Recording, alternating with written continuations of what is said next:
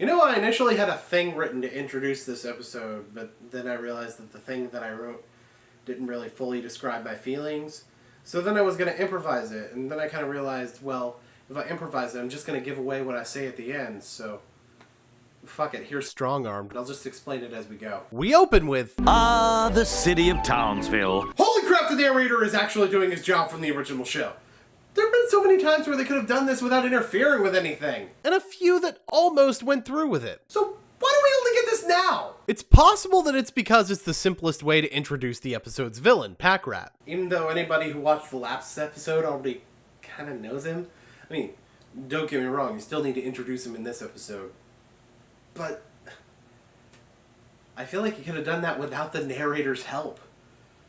Even using mostly the same visuals. The lens flare on Town Hall, because that becomes a little bit important later. Pack Rat stealing shiny things, and you don't even need the narrator to say Pack Rat's name, since Blossom says his name when the girls show up anyway. I'm not even saying it's bad either, I'm just saying it feels very out of place. Look, we spent the last 8 episodes without this formula that we know from the original show. And now suddenly we're having the exact formula from the original show? In the last 8 episodes, we haven't even had a villain in place at the start. This episode also uses the original series' tendency to use a superheroic situation to set up the conflict. Bubbles is trying to reason with the enemy, and it's not working. So clearly, Bubbles is going to learn how to balance being a really nice person and a crime fighter, right? Yeah, no. This seems like the perfect setup for sort of a reverse man-up situation. She starts passive, then becomes way too aggressive, and then goes into a more neutral state. But nah, that would make too much sense. There's a reason that I harp on this so much, and you're gonna understand it later. Anyway, Bubbles breaks her arm when a pile of rubble falls on her, and the professor gives her a special techno cast, resulting in... Actually, time out, hold up. You mean to tell me that just falling debris can break Bubbles' arm, and yet later in the episode, the only injury she suffers from a point-blank range explosion is a broken leg? I'm not even going to point out the inconsistencies with the Loch-de-Loss, since that gets explained away in 2 ways. Number 1, Buttercup could have more super endurance than Bubbles does. And number 2, this explosion is implied to be bigger anyway. But yeah, unless Bubbles has selective super endurance, this doesn't make any goddamn sense. Anyway, the cast turns... And actually, Bubbles' arm just healed from being broken when she got hit with the explosion. Wouldn't that be the first thing to break? Anyway, the cast turns Bubbles into a fusion between Dalsim and Saitama. And then Pack Rat again. And I really want to point out how good the story progression is. The plot points move pretty quickly, but not too quickly as to prevent the show from at least attempting to be funny, whether you like the humor or not. Bubbles initially doesn't want to use the power of the God Hand, but then the other girls get hurt and... Except there are 2 bad guys, so... Wait, that wasn't a punch. We get a montage of Bubbles doing superhero things with her hand unit, including casually knocking over a whole bunch of fucking buildings. Doesn't get addressed in the slightest. Her damn near crashing this bus with no survivors does, though, right before the cast needs to be taken off. And here's why I really started to feel like they were telling the wrong narrative with this episode. Bubbles starts going crazy and thinks the others are jealous of how powerful she is now, which gets presented really well as someone being driven crazy by power. Look, I'm not even saying that you have to have Bubbles go as far as to fight her sisters.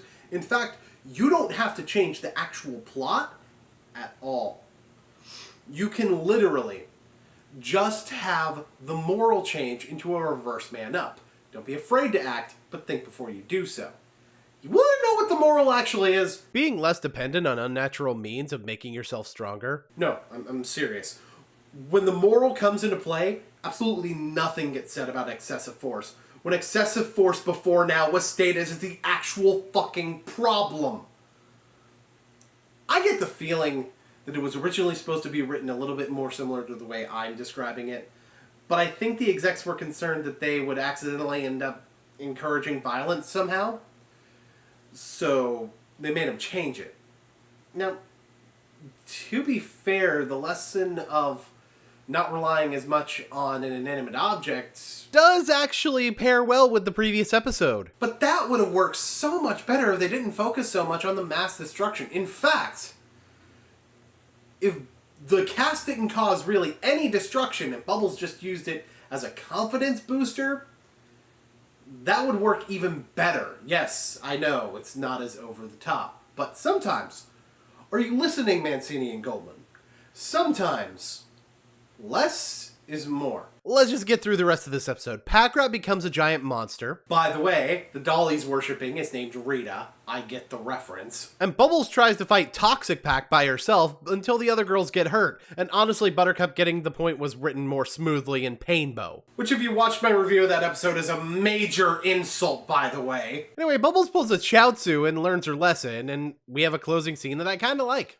Shiny for Rita. While the fact that the cast is broken may indicate that Packrat even being alive is the twist, remember that we got indications of him being able to build his own tech in his introduction. It's early enough in this season that they could, if they wanted to, bring Packrat back with the cast fully functional during season 1, but honestly, based on what I've been reading, I've been trying not to spoil the series for myself very much while doing these reviews. It seems like they're going to do it in season 2 instead. It's going to be a while before I get there. Anyway, jump cuts aside, this episode was very confused. It seems to jump back and forth between multiple different concepts. It jumps back and forth on morals.